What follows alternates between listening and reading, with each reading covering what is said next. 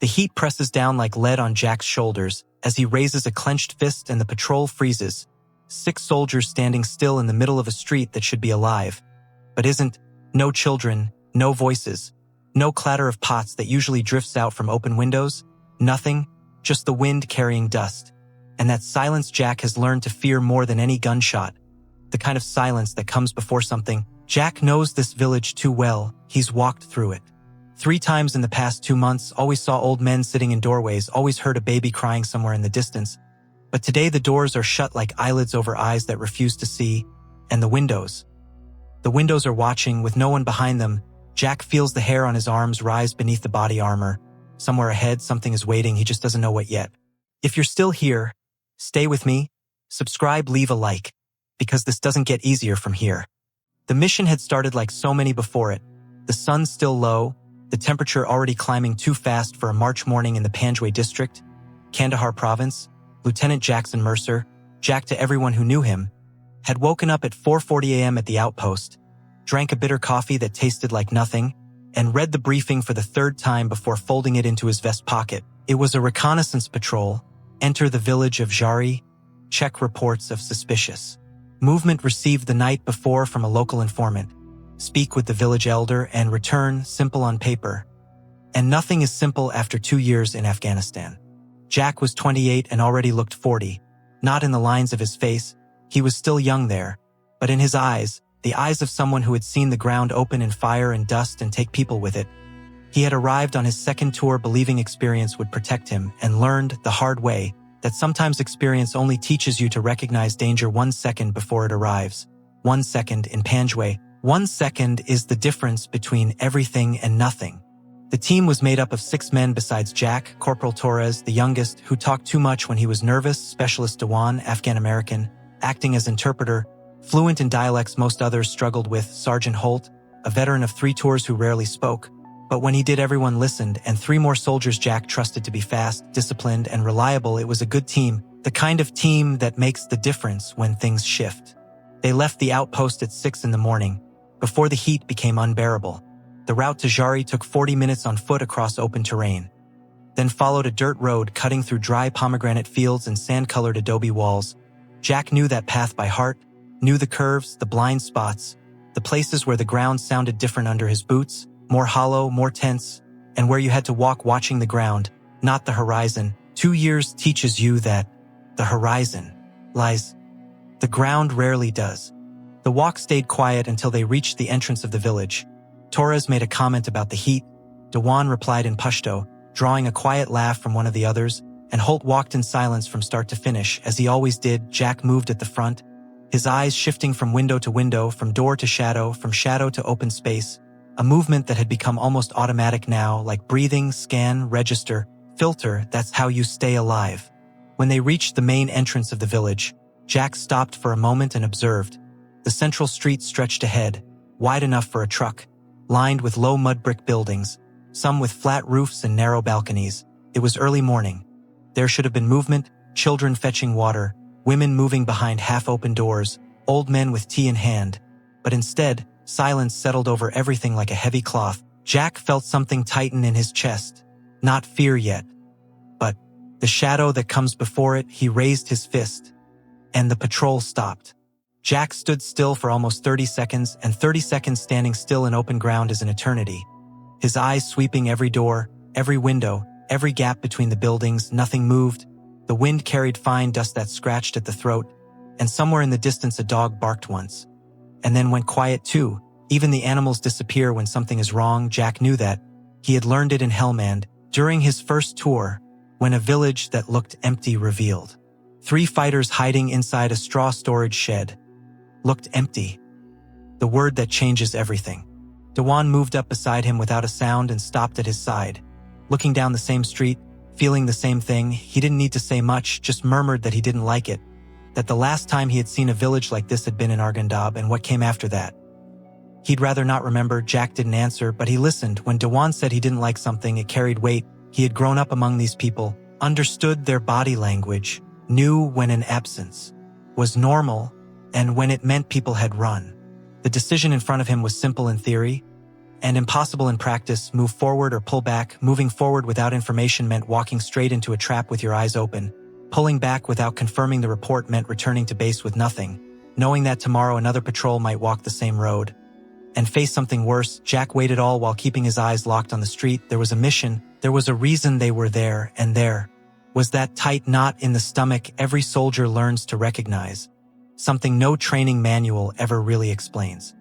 He gave a small hand signal and the patrol moved forward slowly in formation, spaced far enough apart that a single blast wouldn't take all of them at once. It was a formation Jack no longer thought about. Instinct now, the way a swimmer adjusts breathing without counting. Training becomes the body over time, becomes reflex, becomes second nature. And still, nothing prepares you for the specific weight of that kind of silence. Torres muttered something about the doors, and Jack gave a slight nod without looking at him because he had already seen it. The doors weren't just closed, some were too open, left wide as if someone had walked out in the middle of something and never came back to finish it. In a village like that, an open door usually meant someone had left too fast to close it, escape, or repositioning, and both were bad for different reasons. If the villagers had run, it meant they knew something the patrol didn't, and if it was repositioning. Holt tapped Jack's shoulder and pointed subtly toward a second-floor window on the right. A curtain had shifted slightly, not from the wind had stopped. Someone had moved there, just for a second, and then gone still. Jack registered it without reacting, kept his pace steady, eyes forward, hand relaxed but close to his weapon. 300 meters still separated them from the elder's house. 300 meters that now felt like miles. Jack started cataloging every detail that felt out of place since they entered the village, and the list was growing too fast to stay comfortable. No children. The same children who would normally be the first to appear around American soldiers, sometimes curious, sometimes asking for candy or cigarettes their parents never knew about. A door completely torn off one of the houses on the left, hinges bent as if it had been forced from the inside out. A faint but persistent smell of kerosene with no clear source, and the window with the curtain, always the window with the curtain. He had a system for this, something built over multiple tours, never named, but always there. Green, yellow, red. Green meant normal, yellow meant caution, red meant act now, and right now everything around him sat somewhere between deep yellow and rising red, that narrow space where instinct is already shouting, but protocol is still trying to keep control. Jack knew that was the most dangerous place to be, not because of the threat itself, but because of how hard it is to make a clear decision while your mind is still negotiating with fear. Dewan moved closer again and spoke quietly, something on the ground about 20 meters ahead. Jack had already seen it, a thin line, almost invisible in the dust, stretching from one side of the street to the other at ankle height. It could be anything, an abandoned fence wire, a loose electrical line, a piece of string left behind by a child. It could be. But it also might not be, and in Afghanistan, when something might not be harmless, you treat it like it isn't. Jack raised his fist again and the patrol stopped with surgical precision. He lowered himself slowly, dropping to one knee in the dust, studying the wire with the focus of someone who knows the next 15 seconds matter more than everything that came before. The wire was thin, weathered copper in color, leading toward a pile of irregular stones against the right side wall, the kind of setup an untrained eye would dismiss as debris, and a combat engineer would recognize instantly it wasn't debris, it was a cover. And beneath it was something Jack had no intention of discovering the hard way.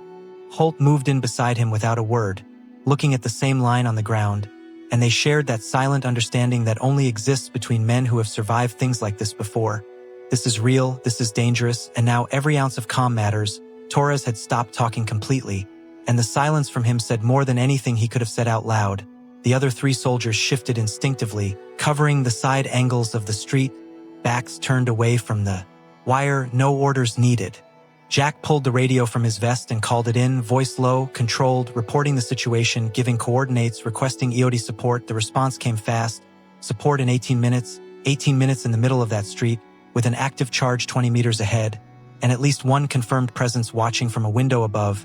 18 minutes that could mean everything or nothing, he didn't know yet, and then, right at the edge between silence and action, something moved in the alley to the left. The shadow lasted less than a second, but Jack had already turned toward it, rifle raised, before his mind even caught up with what he'd seen. It was movement the body handled on its own now, after enough training, enough real field time, the mind still processing while the hands were already in position. The alley was narrow, dark even under full daylight, and something or someone had moved inside it. The question hit instantly. Was it a fighter taking position? Or a civilian trying to escape, and the answer had to come in fractions of a second because getting it wrong either way was irreversible. Dewan called out in Pashto, loud, controlled, identifying himself, ordering whoever was inside to step out with hands visible. His voice echoed off the adobe walls and came back empty. Jack held position, lungs working in that short, controlled rhythm that comes at the edge of adrenaline, not panic, just physiology, the body preparing for violence with the efficiency of something built for it. Holt shifted to cover the right flank, Torres, finally silent. A boy, 8, maybe 9, stepped out of the alley, hands pressed tight against his chest, crying without sound, eyes locked on the ground. Jack lowered his rifle in an instant, and Dewan was already moving, voice soft now, completely different. The voice he used with civilians, especially children, like switching into someone else entirely. The boy spoke in Pashto, fast, broken by quiet sobs. Dewan listened, dropped to a knee, asked something. The boy answered, pointed toward the house on the left, the one with the torn door, and said something else that made Dewan's expression harden immediately. Dewan stood and walked back to Jack, controlled, no wasted movement, and spoke low. Armed men inside that house since the night before. They forced everyone out before sunrise. The boy had hidden in the alley after losing his mother in the confusion. Jack processed it instantly. A hostile position less than 30 meters away. A confirmed trap blocking forward movement, and a civilian still inside the kill zone who needed to be moved before anything else happened. Everything shifting at once. The decision came without hesitation. Jack sent Torres and another man to get the boy out through the safest possible angle, kept Holt and one more covering the house, and held position with Dewan and the third soldier near the wire. The mission had changed, no longer reconnaissance, now containment, and support was still 10 minutes out, 10 minutes that could feel like a lifetime or disappear in a blink. That's when the second wire revealed itself. Jack saw it because he was still low, and from that angle the ground told the truth the eye usually misses. Parallel to the first, 2 meters back, another thin line stretching across the street, a double setup, a cascading detonation pattern. The first blast pushes survivors back. The second finishes it, and in that moment everything locked into place with cold, perfect clarity. They weren't approaching a trap. They were already inside it. The extraction took 42 minutes in total. 42 minutes, Jack would later say, were the longest of his life. Longer than any direct firefight he had ever been in. EOD arrived at 18 minutes, just as promised, and the engineers worked with that kind of focus you only see when something extremely technical is being done under extreme conditions. Every movement calculated, every tool placed with precision. Jack watched from a cover position, feeling a quiet respect for a kind of courage that doesn't come with adrenaline or shouting, just method and nerve. The charges were cleared one after the other. The first took 11 minutes, the second 7. When the lead engineer called the first wire safe, Jack realized he had been holding his breath without noticing. His neck and shoulders tight with a tension he hadn't felt until it started to release. The body stores stress in places the mind doesn't register while it's still in survival mode. And then it all hits at once. The house on the left was cleared with support coming in from the southern flank.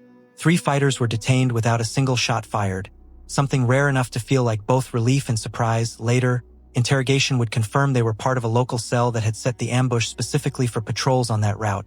Using information from an insider tracking movement patterns from the outpost, the trap had been there for 2 days, waiting, and for 2 days Jack had passed through that same area using different routes, without ever knowing.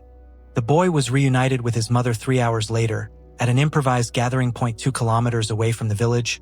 Dewan handled the reunion, and when he came back, there was something different in his expression, not exactly happiness. Something smaller, steadier, the kind of thing that happens when a mission produces something human in the middle of everything mechanical and controlled. Jack saw it and understood without asking. In the final report, Jack wrote only what was required: reconnaissance patrol, threat identified, devices neutralized, 3 detained, 0 casualties. For lines that said nothing about what really happened on that street, nothing about the nearly invisible wire in the dust, nothing about the silence behind the windows, nothing about an 8-year-old boy crying without sound in the back of an alley, nothing about the 42 minutes where everything could have ended differently. And didn't, because of training, experience, attention, and an instinct that doesn't have a name but every soldier recognizes when they see it.